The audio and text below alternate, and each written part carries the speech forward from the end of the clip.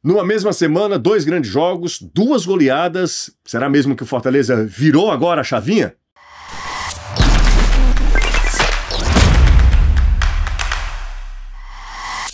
No intervalo de poucos dias, foram 9 gols marcados, nenhum sofrido. O Fortaleza teve vitórias convincentes em competições muito importantes, eram jogos-chave na Libertadores e no Campeonato Brasileiro. E é sobre a goleada sobre o Juventude, Fortaleza voltando a vencer no Brasileirão, que a gente vai falar no vídeo de hoje. Mas antes, se você curte meu trabalho, já deixa aquele like, se inscreve e ativa as notificações para não perder nada. A meta é alcançarmos os 40k. Eu tenho certeza que no vídeo de hoje, falta pouquinho, tá? A gente alcança os 40 mil inscritos aqui no canal no YouTube. Se você está chegando, seja muito bem-vindo. E quem está chegando com muita alegria é a Zerado. Tá pensando em comprar ou trocar seu carro? Vai na Zerado, porque lá eles têm um estoque que está sempre sendo renovado de carros. Você tem a possibilidade de escolher modelos e marcas e valores que cabem no seu bolso. Você já pode fazer uma simulação também, mas eu sugiro você ir lá e ter uma experiência de comprar um carro na Zerado. Eu sempre compro os meus carros lá na Zerado. Você conversa com o Hermano, com o Neto, com o Portela, com os meninos, eles vão te atender super bem. Sabe onde fica? Se não sabe, eu te falo.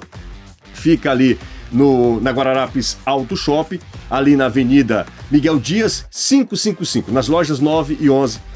Independente do modelo, da marca e do ano do seu carro, tem que ser Zerado.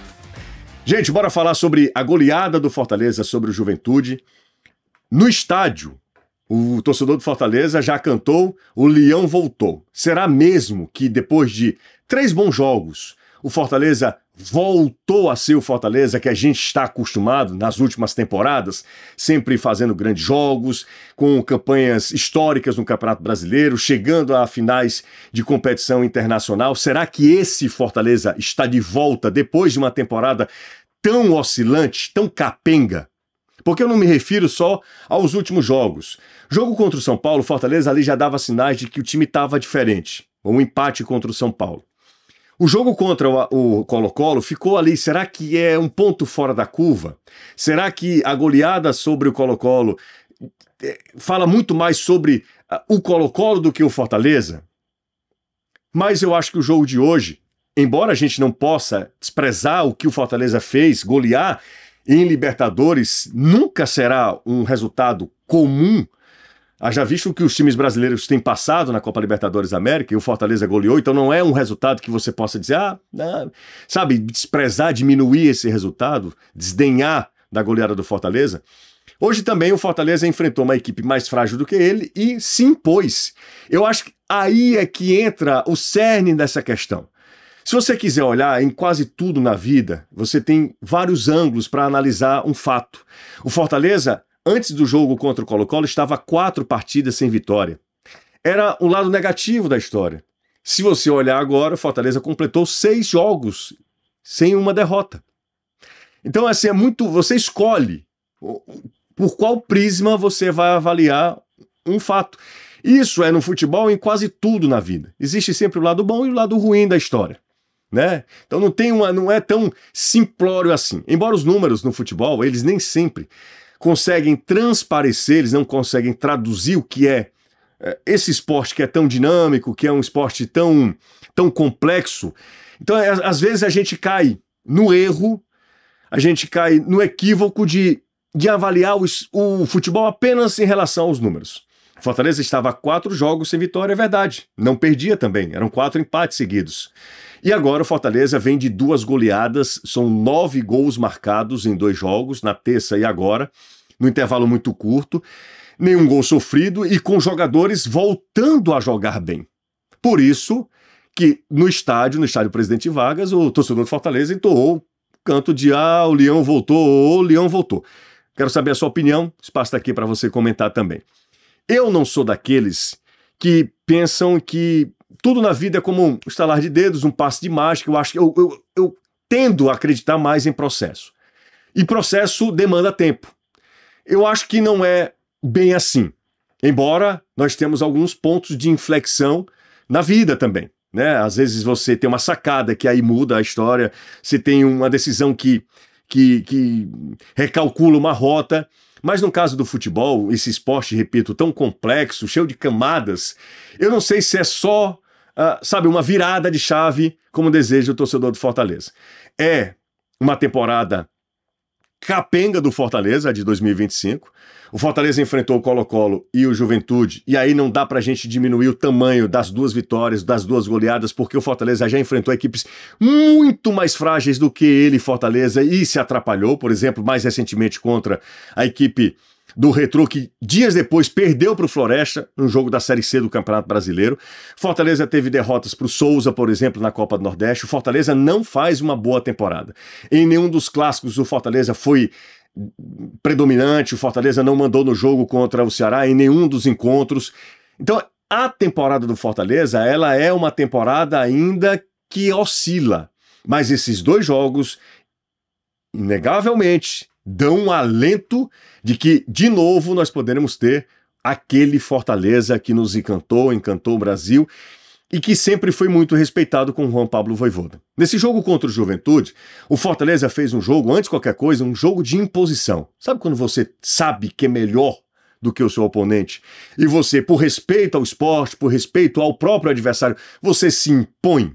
Foi isso que aconteceu no jogo contra o Juventude. 3 minutos, cruzamento, o Juventude tomou agora disparado a pior defesa da competição, mas até o jogo contra o Fortaleza, o Juventude tinha tomado 15 gols e 12 de bolas aéreas. Esse foi o 13º, com 3 minutos. Casquinha do Lucero, eu acho que muito mais que ele joga para dentro da área para ver o que é que acontece. Acaba tomando o rumo do gol do Carlão. 1-0 para o Fortaleza com 3 minutos, isso primeiro tempo. Eu acho até que, pelo calor no estádio Presidente Vargas, jogo às 4 horas da tarde, não é fácil para ninguém, o jogo ficou mais morno. E não usem a relação da temperatura. O jogo ficou ali, mais num banho-maria, sem muita emoção, o Juventude não chegava, o Fortaleza, com o placar, também esperava um pouquinho o seu adversário, não tomava também muita ação, levou o resultado para o intervalo. E aí, no intervalo, nós vimos um time que voltou decidido a ampliar o resultado, a ter um placar mais confortável e confirmar a vitória, porque não demorou muito. O Fortaleza criou oportunidades, teve um dado momento ali, ainda no primeiro tempo, que o Fortaleza fez uma certa blitz no Juventude, não dando chance à equipe adversária, aí no segundo tempo não. Aí no segundo tempo o Fortaleza volta, decisivo e decidido a ampliar o resultado, a confirmar a vitória, começou a empilhar boas chances, a criar grandes jogadas, o Carlão pegando, a bola indo no travessão, até que depois abriu a porteira, né? O Lucero faz o segundo dele, Pochettino jogando uma bola redondíssima também, voltando a jogar bem, dá um tapa num gol coletivo, um gol maravilhoso, porque surge numa defesa do João Ricardo, lançamento do Kevin Andrade para Pikachu, Pikachu toca para Lucero, que ajeita para Pochettino, que joga no ângulo, aí o Fortaleza foi num rolo compressor, Juventude já cansado, e o Fortaleza com uma sede de provar que pode ser o Fortaleza de 2023, de 2024, aquele Fortaleza que, repito, Fortaleza que o torcedor do tricolor está mais acostumado. Fortaleza intenso, que é um jargão, que é quase uma identidade desse time do Vojvoda, mas um Fortaleza absolutamente decisivo, competitivo. E foi isso que a gente viu. Deu tempo para tudo. Deu tempo, inclusive, para Caleb. Depois de mais de um ano, o último gol dele tinha sido lá contra o Iguatu em fevereiro do ano passado. Mais de um ano que Caleb não fazia, nem participava de um gol. E aí caiu no choro, cruzamento do Martínez, ele de cabeça faz o 4º gol do Fortaleza. Aliás, o 5º gol do Fortaleza, fecha a conta, 5-0 para cima do Juventude. Ah, o adversário não é um adversário, não é parâmetro e nada e tal. Não vamos diminuir o feito. O Fortaleza fez o que se espera dele.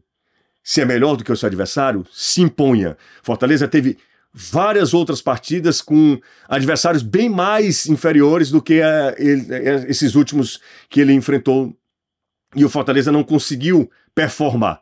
Agora o Fortaleza tem unido o melhor dos mundos. Performance, bom futebol no final das contas, para falar um português bem claro, um bom futebol com resultado. Não sejamos resultadistas, não é só o placar final. Mas não dá para desconsiderar 9 gols marcados, nenhum sofrido e os jogadores jogando bem. Quando eu falo isso, eu já falei em outras vezes, quando o time todo não joga bem, a culpa maior é do técnico. O técnico precisa fazer com que a máquina funcione. Quando é uma ou outra peça que não vai bem, é uma questão individual.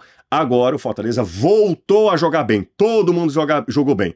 A zaga muito bem. O quarteto de zaga. Gaston Ávila voltando a ser titular.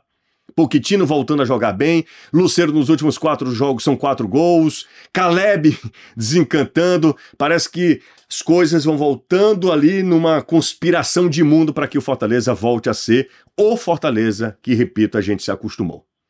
Quero saber também a sua opinião. Se você chegou até aqui, meu muito obrigado. Se você curtiu o vídeo, deixa aquele like. Bora chegar aí, passar dos 40 mil. É gente pra caramba. Muito obrigado a cada um que tá comigo nessa jornada, tá? A gente se vê e será em breve.